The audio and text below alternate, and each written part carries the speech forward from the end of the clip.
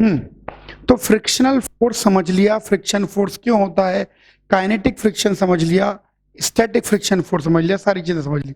आइए अब हम उसको प्रॉब्लम्स में धीरे धीरे पुट करेंगे और फ्रिक्शनल फोर्स की अंडरस्टैंडिंग को डेवलप करेंगे। चलो प्रॉब्लम्स में धीरे धीरे पुट करते हैं, कैसे उसको प्रॉब्लम्स में लगाते हैं। उसके पहले चलिए कुछ सिंपल सिंपल सिचुएशन लेते हैं और फ्रिक्शन फोर्स की अंडरस्टैंडिंग को डेवलप करते हैं। एकलौती चीज जो आपको ध्यान रखनी है, फिलहाल जो हम फ्रिक्शन फोर्स की बात कर रहे हैं वह केवल normal reaction between the surfaces पर ही निर्भर करता है। Static friction force mu S into N यानी coefficient of static friction into N, और kinetic friction force mu K into N यानी coefficient of kinetic friction force into normal reaction. चलो आइए छोटी सी एक सिचुएशन से आपको बढ़िया बात समझाते हैं। कंसिडर करिए एक प्लेन और इस प्लेन पर एक ब्लॉक रखा हुआ है ऐसे, और ब्लॉक का मास कुछ m है, और इस सरफेस, इन दोनों ब्लॉक और इस सरफेस जिस पर रखा हुआ है, इन दोनों के बीच में coefficient of static friction force mu S है और coefficient of kinetic friction force mu के है। म्यू एस भी गिवन है आपको, म्यू के भी गिवन है। अब इस ब्लॉक पर आगे की ओर एक फोर्स लगाया जाता है और धीरे धीरे धीरे धीरे फोर्स को बढ़ा रहे हैं, धीरे धीरे धीरे धीरे धीरे धीरे फोर्स को बढ़ा रहे हैं।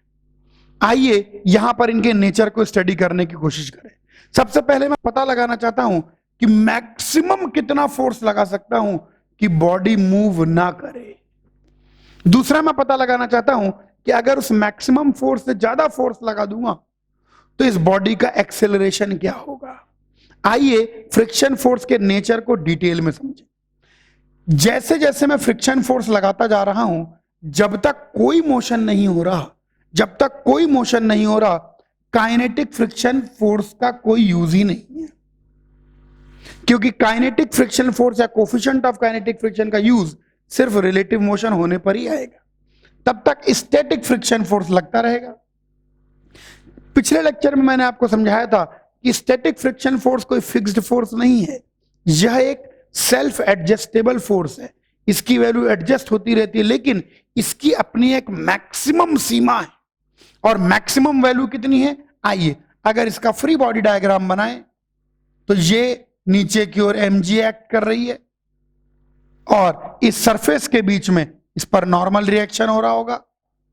तो क्लियरली वर्टिकल डायरेक्शन में कोई मोशन नहीं है, तो जो नॉर्मल रिएक्शन होगा इस केस में डायरेक्टली mg के बराबर हो जाएगा। कल मैंने आपको बताया था कि स्टैटिक फ्रिक्शन फोर्स की जो मैक्सिमम वैल्यू होती है, जो उसकी हद है, जो उसकी सीमा है, वो स्टैटिक फ्रिक्शन फोर्स की मैक्सिमम वैल्यू किसके बराबर है, म्यू एस एन के बराबर है, यानी म्यू एस इस केस में mg के बराबर है। इस चीज को, ये स्टैटिक फ्रिक्शन फोर्स की लिमिट है, इसलिए इसको लिमिटिंग फ्रिक्शनल फोर्स भी कहा जाता है। भाई स्टैटिक फ्रिक्शन फोर्स तो वेरिएबल है, वो तो वेरी करता जाएगा। जैसे जैसे एफ आप बढ़ाते जाएंगे वैसे वैसे पीछे की ओर स्टैटिक फ्रिक्शन फोर्स लगता जाएगा, लेकिन उस फ्रिक्शन फोर्स की वेरिएशन करने की भी एक मैक्सिमम हद है, एक मैक्सिमम सीमा है, और उस मैक्सिमम सीमा को हम कहते हैं लिमिटिंग फ्रिक्शनल फोर्स। और लिमिटिंग फ्रिक्शनल फोर्स किसके बराबर है, लिमिटिंग फ्रिक्शन फोर्स बराबर होता है mu S into normal reaction. अब आइए इस ऑब्जेक्ट के बिहेवियर को समझें। एक छोटा सा ग्राफ बनाते हैं और ऑब्जेक्ट के बिहेवियर को डिटेल में समझते हैं। एक्स एक्सिस पर मैं प्लॉट कर रहा हूं अप्लाइड फोर्स, यानी एक्स एक्सिस पर मैं प्लॉट कर रहा हूं एफ, वाई एक्सिस पर मैं प्लॉट कर रहा हूं फ्रिक्शनल फोर्स। आइए इसको स्मॉल एफ से डिनोट करते हैं। जैसे जैसे आप आगे की ओर फोर्स लगा रहे हैं, ये तो वर्टिकल में बैलेंस किया, जैसे जैसे आप आगे की ओर फोर्स लगा रहे हैं तो इसमें पीछे की ओर इस ब्लॉक पे फ्रिक्शन फोर्स लग रहा है। लेकिन अब जो जब तक मोशन नहीं हो रहा तब तक काइनेटिक फ्रिक्शन फोर्स का तो काम ही नहीं है, स्टैटिक फ्रिक्शन फोर्स। अच्छा देखो, जब आप जीरो फोर्स लगाएंगे तो स्टैटिक फ्रिक्शन फोर्स भी जीरो होगा। आप थोड़ा सा फोर्स ज्यादा लगाएंगे, स्टैटिक फ्रिक्शन फोर्स उसको बैलेंस करता जाएगा, और लगाएंगे और लगाएंगे और लगाएंगे और लगाएंगे और लगाएंगे, लेकिन एक मैक्सिमम वैल्यू है जिसको हम लिमिटिंग फ्रिक्शन फोर्स कहते हैं, उससे ज्यादा तो स्टैटिक फ्रिक्शन फोर्स हो नहीं सकता। तो होगा क्या कि जब तक आप इस मैक्सिमम वैल्यू तक नहीं पहुंचेंगे तब तक ये इसको बिल्कुल बैलेंस करता रहेगा। ये है limiting friction force mu s N. क्योंकि जो स्टैटिक फ्रिक्शन फोर्स है उसकी लिमिट है 0 से म्यू एस एन, वो म्यू एस एन से ज्यादा नहीं हो सकता, वो अपनी लिमिटिंग वैल्यू ज्यादा नहीं हो सकता, वो लिमिटिंग फ्रिक्शन फोर्स ज्यादा नहीं हो सकता। तो जैसे जैसे यहां पर एंगल बिल्कुल 45 डिग्री रहेगा, बिल्कुल 45 डिग्री रहेगा, जितना आप फोर्स अप्लाई करेंगे उतना ही फ्रिक्शन फोर्स पीछे की ओर लगेगा, क्योंकि बॉडी मूव नहीं कर रही, तो जितना आप खींच रहे हैं उतना ही फ्रिक्शन फोर्स उधर लग रहा है। तो बिल्कुल 45 डिग्री बिल्कुल बैलेंस करता हुआ चलेगा। और जैसे ही आपका applied force mu s N से जरा सा बड़ा हुआ तो ये हल्का सा नीचे आएगा। ये कल भी मैंने समझाया था आपको। कल मैंने क्या समझाया था, शुरू में जैसे बॉडी रेस्ट पर है तो उसको मोशन में सेट करने के लिए थोड़ा ज्यादा दम लगाना पड़ेगा, लेकिन जैसे ही वो मूव करना शुरू कर देती है तो उसके बाद आप देखेंगे हल्का सा कम दम लगाना पड़ता है। इसके बाद आप अप्लाइड फोर्स कितना भी बढ़ाते रहें, अब बॉडी मोशन में आ चुकी है तो अब यहां पर लगेगा काइनेटिक फ्रिक्शन फोर्स जो कि कांस्टेंट होगा। ध्यान रखना, kinetic frictional force self adjustable नहीं होता, उसकी एक फिक्स वैल्यू है म्यू के एन, बस। अगर आपने लिमिटिंग फ्रिक्शन फोर्स से ज्यादा दम लगा दिया तो भाई साहब हमेशा म्यू के एन फ्रिक्शन फोर्स पीछे की ओर लगता रहेगा। स्टैटिक फ्रिक्शनल फोर्स एडजस्टेबल है कहां तक, अपनी लिमिटिंग वैल्यू तक, बस। ये लिमिटिंग फ्रिक्शन फोर्स वैल्यू तक। लिमिटिंग फ्रिक्शन फोर्स वैल्यू कितनी है, म्यू एस एन तक, बस। तो उसकी हद है, उसकी सीमा है, इसीलिए इसको लिमिटिंग फ्रिक्शन फोर्स कहते हैं। तो जब तक आपके द्वारा applied force mu s N तक नहीं पहुंच जाता तब तक स्टैटिक फ्रिक्शन फोर्स लग रहा है। ये जो रीजन है, ये रीजन यहां से यहां तक स्टैटिक फ्रिक्शन फोर्स का है, स्टैटिक फ्रिक्शनल फोर्स। और इसके बाद का रीजन काइनेटिक फ्रिक्शनल फोर्स का है, काइनेटिक फ्रिक्शनल फोर्स। अब स्टैटिक फ्रिक्शन फोर्स एडजस्टेबल है, काइनेटिक फ्रिक्शन फोर्स एडजस्टेबल नहीं है। स्टैटिक फ्रिक्शन फोर्स 0 से लेकर अपनी लिमिटिंग वैल्यू तक वेरी कर सकता है, काइनेटिक फ्रिक्शन फोर्स फिक्स है। स्टैटिक फ्रिक्शन फोर्स की बात तब होती है जब कोई रिलेटिव मोशन नहीं होता, बॉडी रेस्ट पर होती है, और काइनेटिक फ्रिक्शन फोर्स की बात तब होती है जब बॉडी मोशन में होती है। तो यहां से हम इस बात को भी समझें कि इस पूरे रीजन में बॉडी एट रेस्ट, और यहां पर अब आगे भैया बॉडी इन मोशन। क्यों बॉडी इन मोशन है, क्योंकि आपने जो फोर्स लगाया है, जो दम लगाया है, वो लिमिटिंग फ्रिक्शन फोर्स से ज्यादा लगा दिया, उसकी हद से ज्यादा, उसकी सीमा से ज्यादा दम लगा दिया। अब तो बॉडी चलेगी ही चलेगी। इस ग्राफ को देखें, इस ग्राफ को देखकर अपन को फ्रिक्शन का बिहेवियर समझ में आता है। तो जो हद है, जो सीमा है, जो लिमिटिंग फ्रिक्शन फोर्स है, जब तक आपका लिमिटिंग फ्रिक्शन फोर्स से कम आप फोर्स लगाएंगे तो आपका अप्लाइड फोर्स और जो स्टैटिक फ्रिक्शन फोर्स है वो बिल्कुल बराबर रहेगा। ये लाइन बिल्कुल स्ट्रेट रहेगी, 45 डिग्री पर इंक्लाइन रहेगी, बिल्कुल बराबर। कल भी मैंने समझाया था कि फ्रिक्शन, स्टैटिक फ्रिक्शन फोर्स हमेशा अप्लाइड फोर्स के बराबर होगा। कब, जब तक आप लिमिटिंग फ्रिक्शन फोर्स से ज्यादा दम नहीं लगाते। और जैसे ही आपने लिमिटिंग फ्रिक्शन फोर्स से ज्यादा दम लगाया, जैसे ही आपने म्यू एस एन को क्रॉस किया, तो उसके बाद स्टैटिक फ्रिक्शन फोर्स का काम खत्म। अब बात होगी सिर्फ काइनेटिक फ्रिक्शन फोर्स की, और म्यू के एन वो हमेशा कांस्टेंट रहता है। तो यानी कहने का मतलब जैसे जैसे मैं एफ को बढ़ाता जाऊंगा तो ये बॉडी मूव नहीं करेगी, बॉडी मूव नहीं करेगी, मूव नहीं करेगी, मूव नहीं करेगी, मूव नहीं करेगी। लेकिन जैसे एफ की वैल्यू म्यू एस एन होगी तो बस अब बॉडी बिल्कुल मूव करने के लिए तैयार है, और उसे जरा सा ज्यादा लगते ही बॉडी मूव कर जाएगी। तो ये तो हो गया बिहेवियर। अब एक सवाल और, अगर मान लीजिए फोर्स म्यू एस एन से ज्यादा है तो एक्सेलरेशन कितना होगा, बहुत आराम से कैलकुलेट कर सकते हैं। देखिए, अगर आपने आगे वाला फोर्स म्यू एस एन से ज्यादा लगा दिया, ये वाला केस है when F is greater than mu s N, तो अगर आगे लगने वाला फोर्स म्यू एस एन से ज्यादा है तो पीछे लगने वाला friction force kinetic friction force होगा, जो कि म्यू के एन के बराबर आ जाएगा। एन यहां पर चूंकि वर्टिकल में कोई मोशन नहीं है, ब्लॉक ऐसे रखा हुआ है, तो नॉर्मल रिएक्शन उसके वेट को बैलेंस करेगा, तो n इक्वल टू mg हमेशा ही होगा इस केस में। अगर वर्टिकल डायरेक्शन में मोशन नहीं है तो वर्टिकल डायरेक्शन में सारे फोर्सेस बैलेंस्ड हैं। तो म्यू के एन का मतलब हो जाएगा म्यू के एम जी।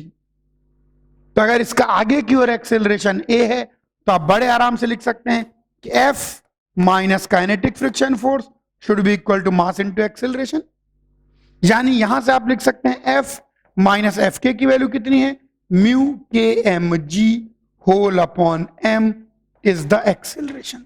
सो इस एक्सेलरेशन से बॉडी मूव करना शुरू कर देगी आगे की ओर। अगर आपका applied force limiting frictional force से ज्यादा हो गया और अगर लिमिटिंग फ्रिक्शन फोर्स से कम है तो बॉडी अभी भी रेस्ट पर ही रहेगी। और इस प्रकार से फ्रिक्शन फोर्स वेरी करेगा with respect to applied force. Mu s N तक तो बिल्कुल बराबर बराबर दौड़ेगा, फिर उसकी हद आ जाएगी, उसकी लिमिट आ जाएगी, उसको क्रॉस नहीं कर सकता अपनी लिमिट को, तो उसके बाद वो स्टैटिक फ्रिक्शन फोर्स लगना बंद कर देगा और कमान संभाल लेगा काइनेटिक फ्रिक्शन फोर्स। और काइनेटिक फ्रिक्शन फोर्स वायरी वायरी नहीं करता, मस्त है भैया, कांस्टेंट लगता रहता है। तुमको जितना दम लगाना हो लगाओ, जितनी तेज भगाना हो भगाओ, काइनेटिक फ्रिक्शन फोर्स हमेशा फिक्स। तो ये छोटा सा ऑब्जर्वेशन अपन ने किया ताकि अपन फ्रिक्शन फोर्स को समझ पाए। और एक और करते हैं।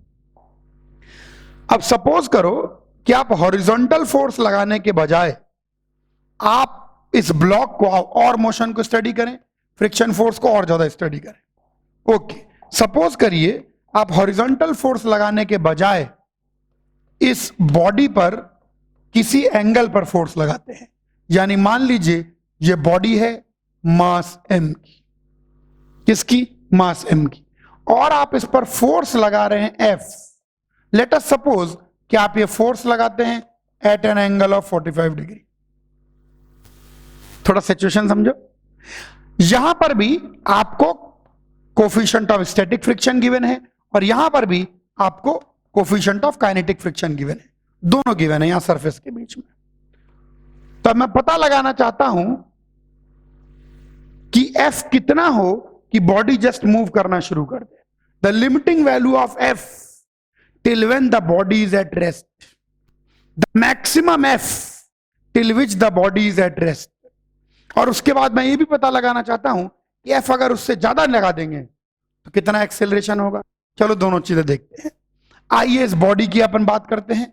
इस बॉडी की अगर बात करें तो ये बॉडी पर F इस डायरेक्शन में लग रहा है, mg नीचे की ओर लग रहा है। फ्रिक्शनल फोर्स क्योंकि आप इस ओर खींच रहे हैं, इस बॉडी की टेंडेंसी किधर है, उस ओर जाने की है। अभी अपन मल्टीपल ब्लॉक सिस्टम्स लेंगे धीरे धीरे करके, तो इस बॉडी की टेंडेंसी उस ओर जाने की है।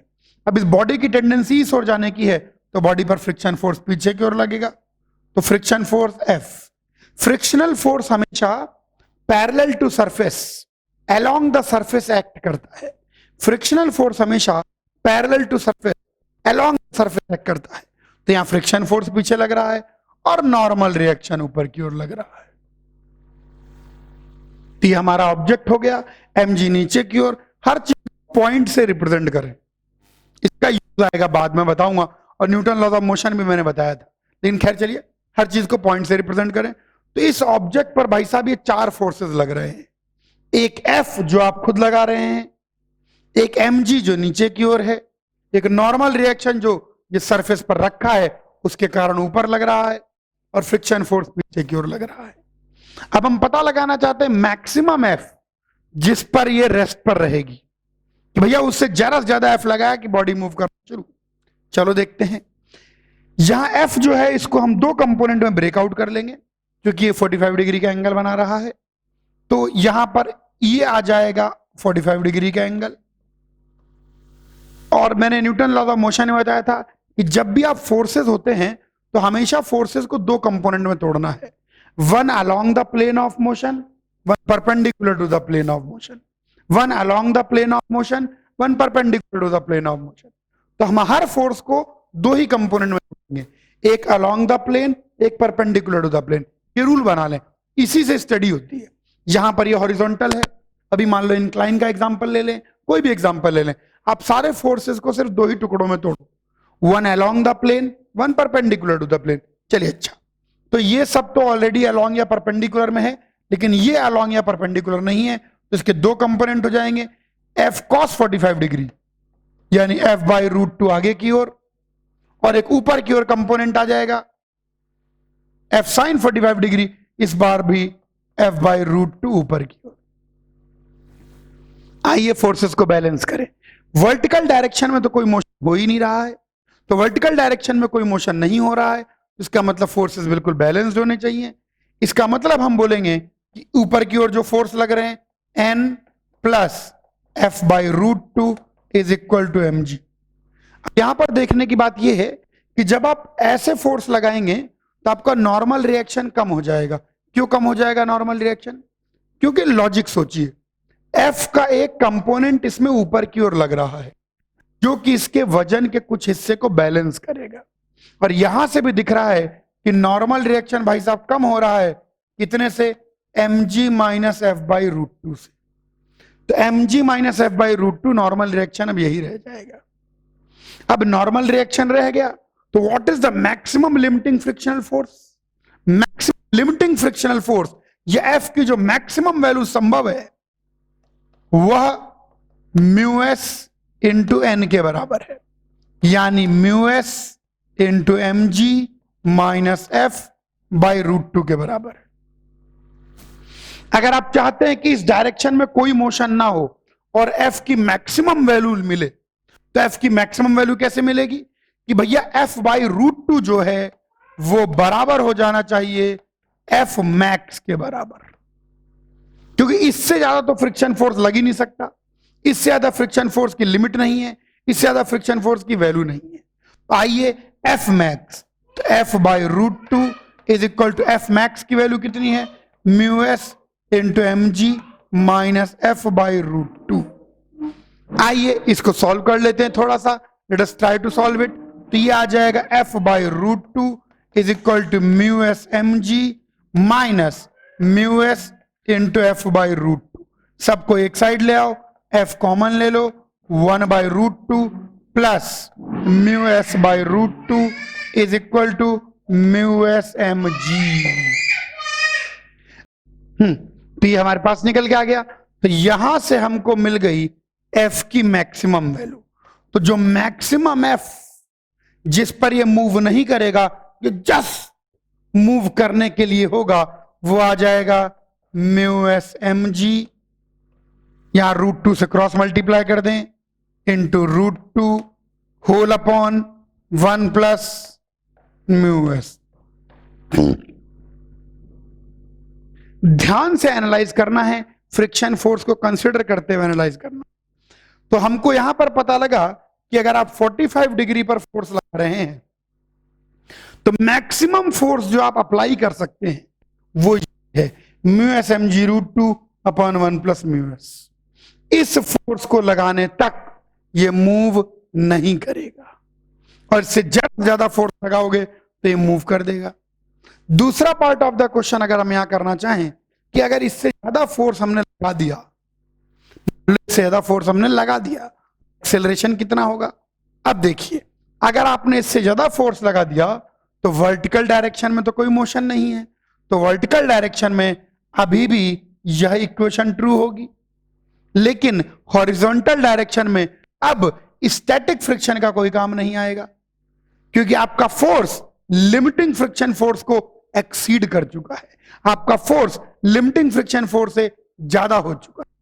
तो आप एक्सीड कर चुके हैं, तो आप पीछे की ओर कोई एडजस्टेबल फोर्स नहीं लगेगा, बल्कि fixed constant frictional force, kinetic friction force लगेगा।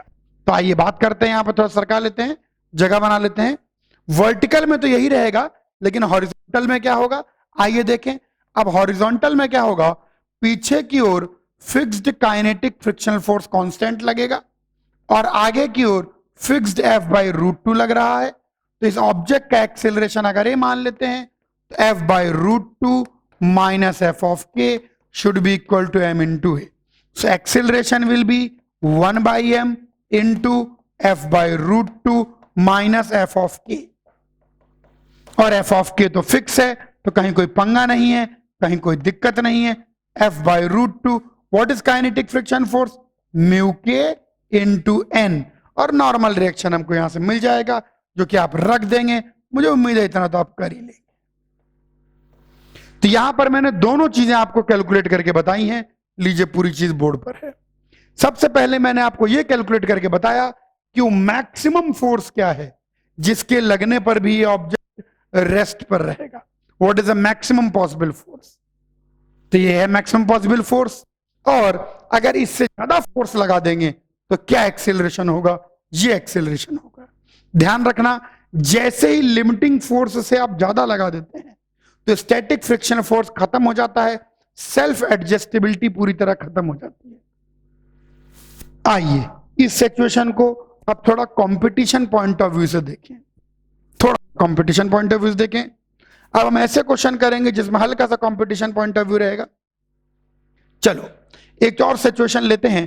कंसिडर करिए ऐसा वेज, ये मान लीजिए यहां पर पुली लगी हुई है, वही फ्रिक्शनलेस स्मूथ पुली। यहां पर एक ऑब्जेक्ट है मास स्मॉल एम का, ये रस्सी जा रही है। यहां पर एक ऑब्जेक्ट है मास कैपिटल एम का। चलो बढ़िया बढ़िया बातें करते हैं। यहां पर अब मैं इसको एनालाइज करने जा रहा हूं और मैं चाहता हूं कि आप एनालिसिस पर ध्यान दें। यहां पर जो फ्रिक्शन फोर्स अपन सेम मान लेते हैं, mu S static friction force का कोफिशिएंट, म्यू के काइनेटिक फ्रिक्शन फोर्स का कोफिशिएंट। सेम सरफेस है, यहां पर भी म्यू एस, यहां पर भी म्यू के। और आइए बिल्कुल जनरल केस ले लेते हैं, कोई फिक्स एंगल ले लेते हैं 45 डिग्री, या चलिए इस एंगल को थीटा ले लेते हैं। आइए थोड़ा एनालिसिस करना सिखाएं। यहां पर भी मैं वही दो चीजें निकालने का इच्छुक हूं कि कैपिटल एम की क्या मैक्सिमम वैल्यू हो ताकि ये पूरा सिस्टम, ये दोनों ऑब्जेक्ट रेस्ट पर है। ये तो ऑलरेडी रेस्ट पर है, ये येलो पार्ट तो ऑलरेडी रेस्ट पर है, अर्थ के साथ जुड़ा हुआ है। तो दो पार्ट हम वापस यहां पर करेंगे ताकि आप काइनेटिक और स्टैटिक दोनों को समझ पाएं। सबसे पहला पार्ट मैं निकालना चाहता हूं maximum value of M, capital M, ये स्मॉल एम है, so that system is at rest. Number 2, अगर m उससे ज्यादा हो जाए, what is the acceleration of both the blocks? If m is greater than the maximum value, then acceleration of both blocks. अब जरा सोचने की बात है, ये ब्लॉक तो हॉरिजॉन्टल प्लेन पर रखा है तो ये तो अपने आप हिलने से रहा, लेकिन ये ब्लॉक एक ऐसे प्लेन पर, इंक्लाइंड प्लेन पर रखा है, तो इस ब्लॉक की टेंडेंसी है नीचे गिरने की, नीचे आने की, ड्यू टू ग्रेविटी, जो mg लग रहा है, mg का कंपोनेंट। अब यहां पर क्या है कि यही ब्लॉक इसको खींचेगा। अब आप लिमिटिंग सिचुएशन को एनालाइज, जिस समय बिल्कुल m की वैल्यू धीरे धीरे धीरे धीरे धीरे धीरे बढ़ा रहे हैं, तो जैसे जैसे हम m की वैल्यू बढ़ा रहे हैं तो इस डायरेक्शन में लगने वाला फोर्स बढ़ता जाएगा बढ़ता जाएगा बढ़ता जाएगा। जो लिमिटिंग m की वैल्यू होगी, जिस समय आप m की वैल्यू को मैक्सिमम कर चुके होंगे, उस समय इस सरफेस पर भी लिमिटिंग फ्रिक्शन फोर्स ऊपर की ओर लगेगा और इस सरफेस पर भी लिमिटिंग फ्रिक्शन फोर्स पीछे की ओर लगेगा। वैसे भी इस पर्टिकुलर केस में फ्रिक्शन फोर्स हमेशा पीछे ही लगेगा क्योंकि पूरे सिस्टम की टेंडेंसी या पूरे सिस्टम का मूवमेंट आगे जाने को है। अब आइए लिमिटिंग केस में बात करें। टेंशन टी, और रस्सी हमेशा खींचती है, धक्का नहीं दे सकती। तो रस्सी अगर कहीं भी जुड़ रही है तो रोप के अलोंग बस खींच रही होगी, तो टेंशन टी। आइए कैपिटल एम की बात करें लिमिटिंग केस में। कैपिटल एम की बात करें लिमिटिंग केस में, तो कैपिटल एम के mg नीचे लग रहा होगा, कैपिटल एम में टेंशन टी इधर लग रहा होगा, कैपिटल एम में इसी समय यहीं पर मैक्सिमम लिमिटिंग फ्रिक्शनल फोर्स लग रहा होगा Fs, और यू नॉर्मल रिएक्शन लग रहा होगा। Normal reaction. ये हमने इस पर लगने वाले सारे पॉसिबल फोर्स कर लिए, 4 ही हैं, ज्यादा नहीं है। इसका खुद का वेट, टेंशन, फ्रिक्शन फोर्स और नॉर्मल रिएक्शन, ये हमने कैपिटल एम के बारे में बात कर ली है।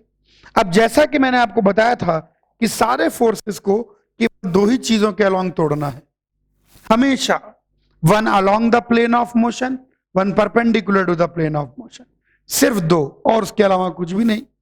तो यहां पर यह चीज तो already along the plane of motion है, ये perpendicular to the plane of motion है, बस ये mg जो है यही प्लेन के अलोंग नहीं है।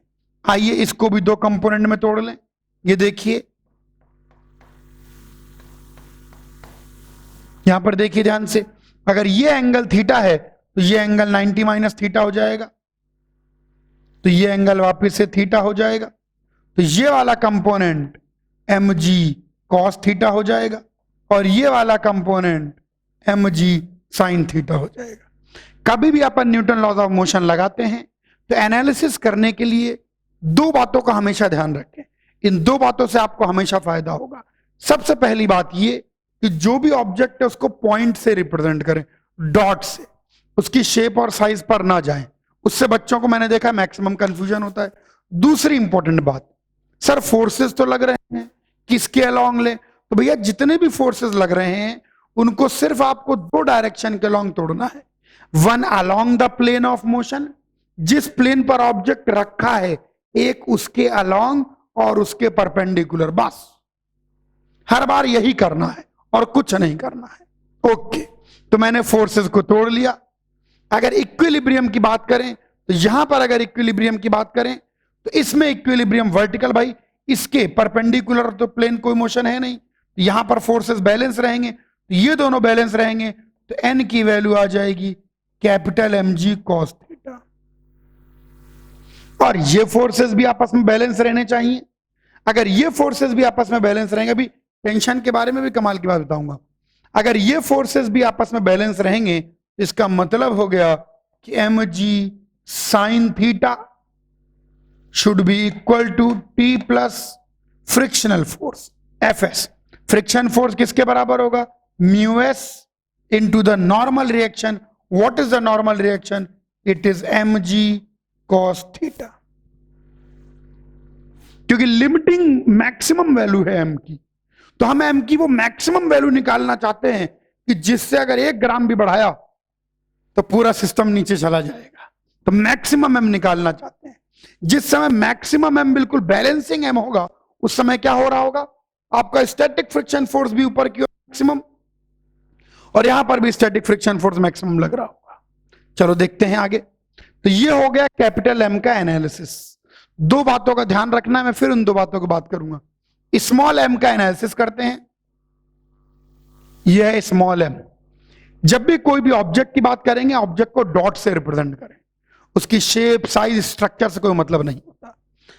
अब देखिए इस पर क्या क्या फोर्स लगेगा। इस पर आगे की ओर टेंशन लगेगा, नीचे की ओर स्मॉल mg लगेगा, ऊपर की ओर नॉर्मल रिएक्शन लगेगा, और पीछे की ओर f डैश s कह देते हैं उसको, क्योंकि यहां f डैश s कह दिया।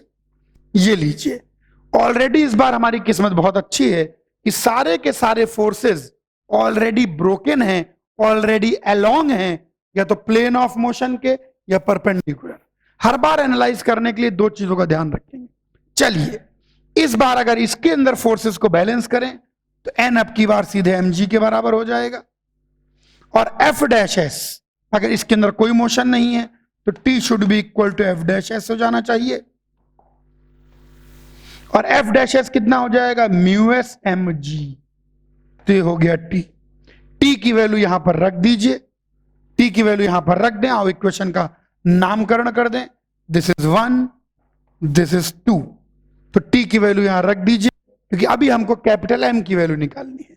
तो 1 जो है क्या बन जाएगा? आइए देखें, 1 बन जाएगा capital mg sin theta is equal to t is μs small mg plus μs into capital mg cos theta. पूरा वेरिएबल में खेल रहे हैं, इसको इधर ले आए, और कैपिटल एम को कॉमन ले लें तो यहां पर आ जाएगा G sine theta minus mu S G cos theta, ये बराबर है mu S small M G के। तो कैपिटल एम की मैक्सिमम वैल्यू वो आएगी mu S small M G whole divided by G sine theta minus mu S G cos theta. ये है वो मैक्सिमम मास जो कि इस सिस्टम को बैलेंस रख सकता है। इससे जरा सा भी ज्यादा मास अगर आपने यहां रखा तो सिस्टम नीचे की ओर आने लग जाएगा। सो सिस्टम के दो पार्ट, मैं आपको इसलिए ऐसे क्वेश्चन ले रहा हूं ताकि आप स्टैटिक भी समझे काइनेटिक भी समझे। और ध्यान रखना ये स्टैटिक और काइनेटिक हेड टेल की तरह है, या तो हेड आएगा या टेल आएगा, सिक्का खड़ा नहीं होता। तो कहने का मतलब या तो स्टैटिक स्टैटिक लग रहा होगा, काइनेटिक लग रहा होगा। जब काइनेटिक लगेगा तो स्टैटिक का कोई काम नहीं होगा, और जब स्टैटिक लगेगा काइनेटिक का कोई काम नहीं होगा।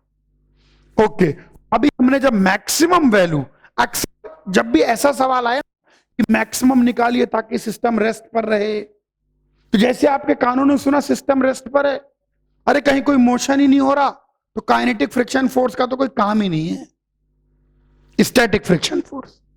अब यहां पर इसका दूसरा पार्ट भी है। दूसरा पार्ट कहता है कि अगर m की वैल्यू इस मैक्सिमम वैल्यू से ज्यादा रख दी जाए तो एक्सेलरेशन निकालिए। चलो कोशिश करते हैं। अब जैसे ही m की वैल्यू ज्यादा रख दी जाए और सिस्टम एक्सेलरेट कर रहा है, सिस्टम चलने लग गया है, सरफेसेस के बीच में रिलेटिव मोशन हो रहा है, तो हम समझ गए कि भैया अब स्टैटिक का काम खत्म, सिर्फ काइनेटिक। चलो आओ इस डायग्राम दोबारा बनाते हैं, या है ना उससे इजी रहेगा। चलो दोबारा बना लेते हैं, कौन सा ऐसा लंबा चौड़ा डायग्राम है। ओके, थोड़ा सा आपको समझाना भी है। वैसे मेरी ड्राइंग बहुत अच्छी तो नहीं है, लेकिन फिर भी काम चलाऊ तो है ही। ओके, ये आ गया और ये आ गया, और यहां पर ये स्मॉल एम रंग बिरंगे पेनों से थोड़ा अच्छा लगता है। ये आ गया कैपिटल एम, और ये एंगल हमारा थीटा है ना। एक ही डायग्राम में अगर करते तो गंदगी मच जाती। चलिए अब आइए बात करते हैं। अब इसके अंदर अब दे दिया गया है सेकंड पार्ट में कि जो लिमिटिंग वैल्यू है, जो मैक्सिमम वैल्यू है, जिस पर जस्ट रेस्ट पर रहेगा, कि जरा से ज्यादा होते ही टूट जाएगा, उससे ज्यादा है एम, तो सिस्टम का एक्सेलरेशन निकालिए। चलिए सिस्टम का एक्सेलरेशन निकालते हैं। तब चूंकि यहां पर सरफेसेस के बीच में रिलेटिव मोशन हो रहा है, तो फ्रिक्शन फोर्स तो अभी भी यहां पर पीछे की ओर ही लगेगा, इस ऑब्जेक्ट पर एम पर, और यहां पर भी पीछे की ओर लगेगा, क्योंकि फ्रिक्शन क्या करता है, मोशन को अपोज करता है। तो चूंकि ये नीचे जा रहा है तो फ्रिक्शन फोर्स इसमें ऊपर की ओर लगेगा, चूंकि ये भी आगे जा रहा है तो फ्रिक्शन फोर्स पीछे की ओर लगेगा। भैया फ्रिक्शन फोर्स अपोजिशन पार्टी है, जिस दिशा में मोशन हो रहा होगा उसकी उल्टी दिशा में लगना है। और यहां पर अब की बार कांस्टेंट होगा, तो बात किसकी होगी, म्यू के की। चलिए वापस से करते हैं, इस कैपिटल एम को पहले एनालाइज करते हैं। कैपिटल एम तो नीचे की ओर कैपिटल एम जी लग रहा है, इसमें इस डायरेक्शन में टेंशन टी लग रहा है, और इसी डायरेक्शन में एफ काइनेटिक लग रहा है, और इस डायरेक्शन में नॉर्मल रिएक्शन लग रहा है। ये तो फोर्सेस हैं, फोर्सेस। और फोर्सेस के अलावा एक और चीज है कि इस बॉडी का एक्सेलरेशन है अलोंग द प्लेन ए, ऐसा हम एज्यूम करते हैं, एक्सेलरेशन ए है। चलिए अगर इसका एक्सेलरेशन ए है, इसका एक्सेलरेशन नीचे की ओर ए है। अब वापस से मैंने आपको बताया था कि हर फोर्सेस को दो ही डायरेक्शन में तोड़ना है, तो बाकी सारे फोर्सेस तो अलोंग द प्लेन में नहीं, तो अपन को mg को दो कंपोनेंट में तोड़ना पड़ेगा, one along the plane, one perpendicular to the plane. अगर ये एंगल यहां पर थीटा है तो 90 माइनस थीटा, ये थीटा आ गया, तो यहां पर एक mg cos थीटा आ जाएगा, और यहां पर mg sin थीटा आ जाएगा। अब आइए फोर्सेस को बैलेंस करें एक्सेलरेशन के हिसाब से, F इक्वल टू ma का हिसाब किताब करें। चलिए बात करते हैं F इक्वल टू ma के लिए। इस डायरेक्शन में तो कोई मोशन नहीं है, तो n should be equal to mg cos theta. इस डायरेक्शन में मोशन हो रहा है तो ये फोर्स इससे ज्यादा होना चाहिए, यानी mg sin theta minus t minus F K is equal to m into A. F K kinetic friction, यहां पर नॉर्मल रिएक्शन बिल्कुल फिक्स है, शुरुआत के सवाल है तो नॉर्मल रिएक्शन निकालना इतना इजी नहीं है, नॉर्मल रिएक्शन कॉम्प्लिकेट नहीं हो रहा। तो यहां पर एफ के की वैल्यू अपन लिख सकते हैं, that is mg sin theta minus T. अब एफ के तो फिक्स है, कितना है, mu K into normal reaction capital mg cos theta is equal to m। इसको हम इक्वेशन 1 कह देते हैं। ये हो गया कैपिटल M का free body diagram, Newton laws of motion का अरेंजमेंट। स्मॉल m की बात करें, स्मॉल m को भी डॉट से रिप्रेजेंट कर देते हैं। स्मॉल m में क्या क्या लग रहा है, टेंशन टी आगे की ओर लग रही है। रस्सी के लिए मैंने बताया था कि रस्सी केवल खींचती है, आप रस्सी से किसी को धक्का नहीं दे सकते। ऐसे अगर रस्सी ले लें और धक्का दें, रस्सी मुड़ जाएगी, रस्सी खींच सकती है। तो जहां पर भी रस्सी अटैच्ड होती है वो along the rope tension, along the rope खींचती है, अलोंग द रोप खींचेगी हमेशा। तो ये लीजिए, इस ऑब्जेक्ट पर टेंशन टी लग रहा है, स्मॉल mg नीचे की ओर लग रहा है, नॉर्मल रिएक्शन ऊपर की ओर लग रहा है और एफ डैश के पीछे की ओर लग रहा है, और इस ऑब्जेक्ट का एक्सेलरेशन है आगे की ओर a। एक रस्सी के अलोंग एक्सेलरेशन सेम होता है क्योंकि रस्सी मासलेस होती है, तो अलग अलग एक्सेलरेशन से नहीं चल सकती, पूरी रस्सी हमेशा एक ही एक्सेलरेशन से जाएगी। तो मैंने बताया भी था, जितनी भी मासलेस चीजें होती हैं वो पूरा अलोंग सेम एक्सेलरेशन देंगे, उनमें एक्सेलरेशन का डिफरेंस नहीं आता।